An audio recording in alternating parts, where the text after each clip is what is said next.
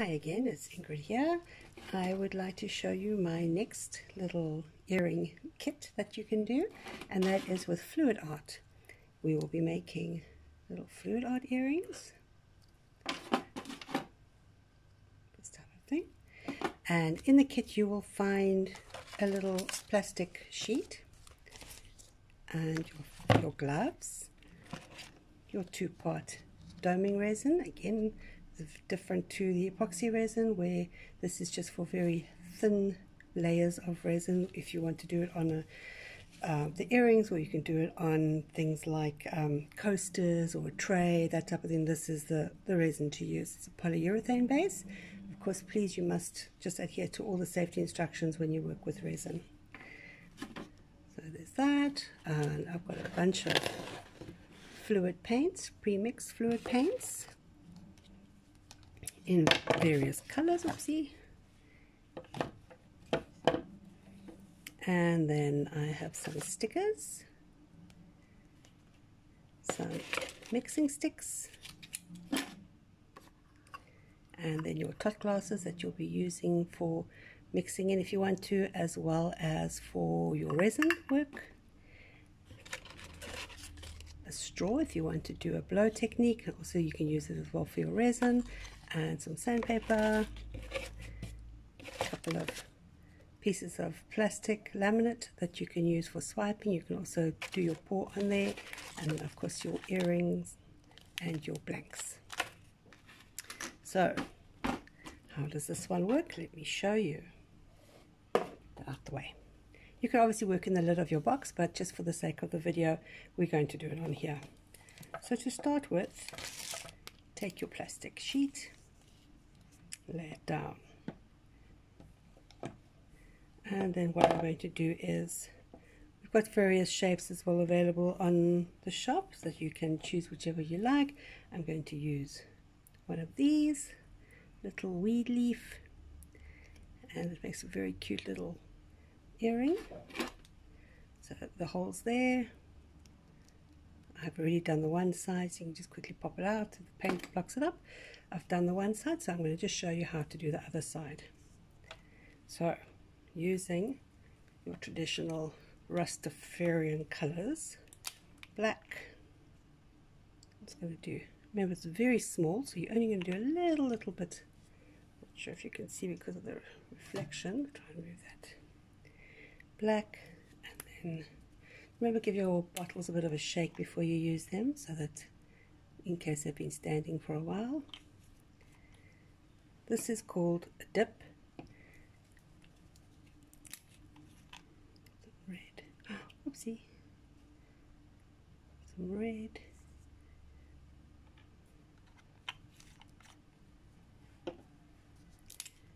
And some green.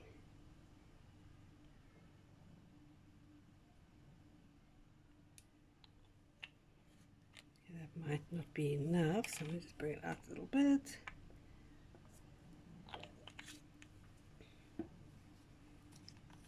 A little bit more red.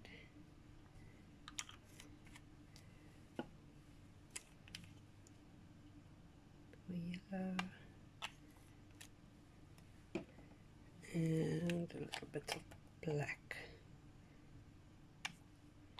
Okay, I hope you can see that all right. It's a bit far and it's very small. So what we're then going to do is take our little leaf and press it into the paint. So you'll see now, I'm trying to lift this quickly so you can see. It's not quite touching the top of the leaf, so I'm going to take it off. When you take it off, you just pull it up. You get this very cool picture. Then what you can do is, where it hasn't covered, like on the very tips you can see there, you can just turn it around and press it in again. Even if you just want to make a different color on the tips, you can do that too. So I mean, it's really just a case of what you like. So I'll do this bottom part.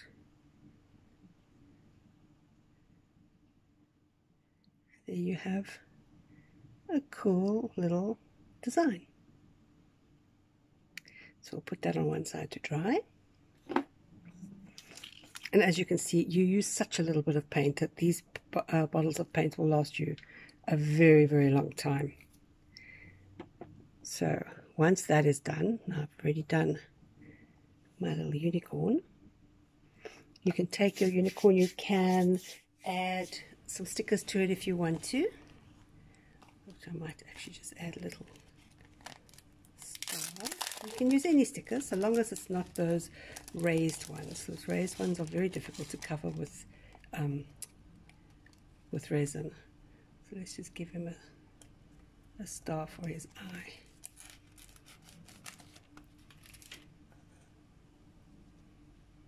His eye's a bit high. Let's move it down a bit.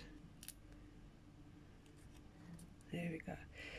Okay, so you can then use your little cup, prop it on there to do your resin.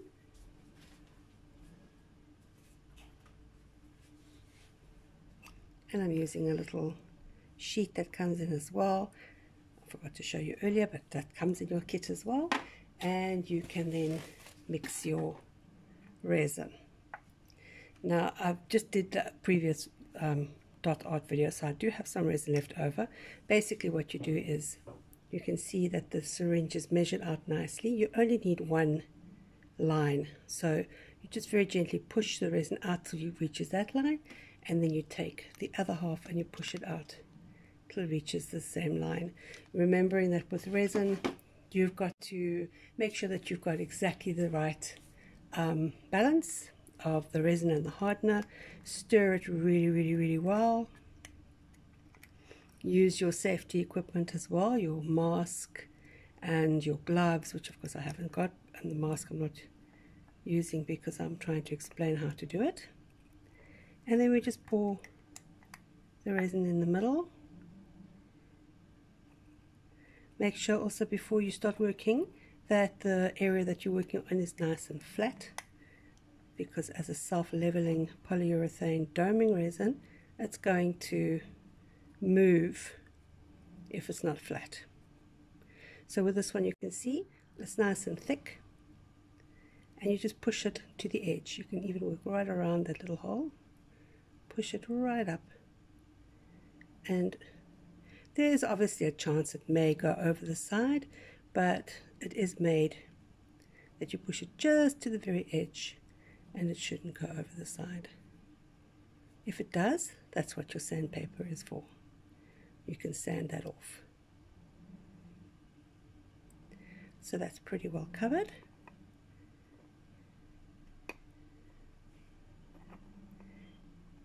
Most of the times when you work with resin and you stir it, you're going to stir these little bubbles.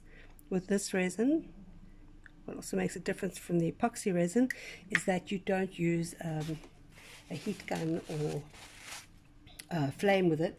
You just use your breath.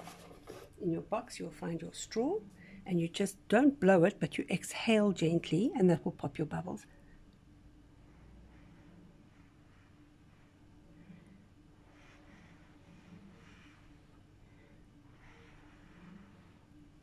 There we go.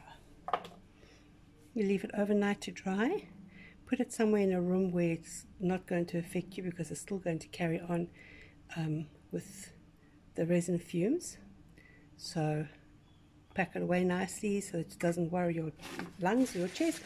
And then when it's dry tomorrow, you can flop it over and do the other side. Thank you for watching. Bye.